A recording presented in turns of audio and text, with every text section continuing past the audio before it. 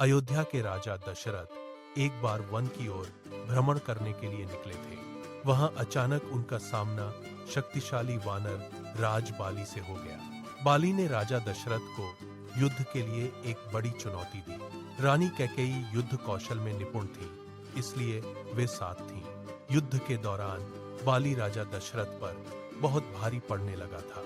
बाली को वरदान था कि सामने वाले की आधी शक्ति उसे मिल जाती।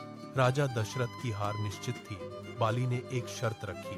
बाली ने कहा, अपनी पत्नी कैकेयी को छोड़ो या अपना मुकुट दे दो। राजा दशरथ ने रघुकुल की मर्यादा के लिए अपना मुकुट त्याग दिया। वे रानी कैकेयी के साथ खाली हाथ अयोध्या वापस लौट आए थे। रानी कैकेयी इस अपमान से अत्यंत दुखी और व्यथित हो गई थी।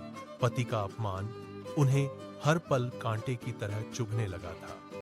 रानी कैकेयी रघुकुल वंश के खोए हुए राजमुकुट को लेकर बहुत चिंतित थी। उसने राजा दशरथ के साथ मुकुट के बारे में चर्चा की और इस रहस्य को उन दोनों के बीच ही रखा। पारिवारिक सम्मान को बहाल करने के लिए उन्होंने भगवान राम को एक मिशन के साथ वनवास पर भेज दिया। उसने राम से शक्तिशाली योद्धा बाली से पवित्र मुकुट वापस लाने के लिए कहा। राम ने युद्ध में बाली को पराजित किया और उनके बीच एक गहन वार्तालाप हुआ।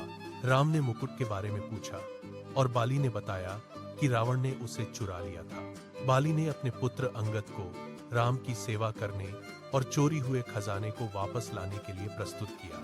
अंगद ने एक दूत के रूप में लंका की यात्रा की और पूरे दरबार को चुनौती दी। उसने अपने पैर मजबूती से जमा लिए और कोई भी योद्धा उन्हें एक इंच भी नहीं हिला सका। रावण स्वयं आगे बढ़ा, लेकिन जैसे ही वह नीचे झुका, उसका मुकुट गिर गया। अंगद ने तेजी से गिरे हुए मुकुट को उठाया और तुरंत भगवान राम के पास लौट आए। इस प्रकार दैवीय हस्तक्षेप के माध्यम से रघुकुल के गौरव को पुनः स्थापित किया। राजा दशरथ को कैकेयी के कारण ही अपार पीड़ा और वियोग झेलना पड़ा था। बाली ने जब रावण का मुकुट छीना था तो उसे अपने प्राण देने पड़े। बाद में अंगद ने जब रावण से मुकुट लिया तो रावण का अंत निश्चित हुआ। इतिहास गवाह है कि रघुकुल की मर्यादा कैकेयी के त्याग से ही बची रही। यदि कैकेयी श्री राम को वनवास न भेजती तो रघुकुल का खोया सम्मान वापस न आता। उन्होंने कुल की रक्षा के लिए संसार के सभी कलंक और अपयश स्वयं ले लिए। एक मां का यह बलिदान किसी भी तपस्या से कहीं अधिक महान और कठिन था।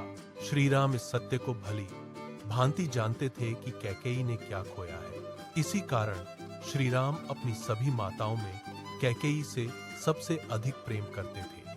कैकेयी का चरित्र हमें सिखाता है कि कभी कभी अपनों के लिए कठोर बनना पड़ता है। उनका त्याग रघुकुल के इतिहास में एक अमिट और गौरवशाली अध्याय बनकर अंकित हुआ।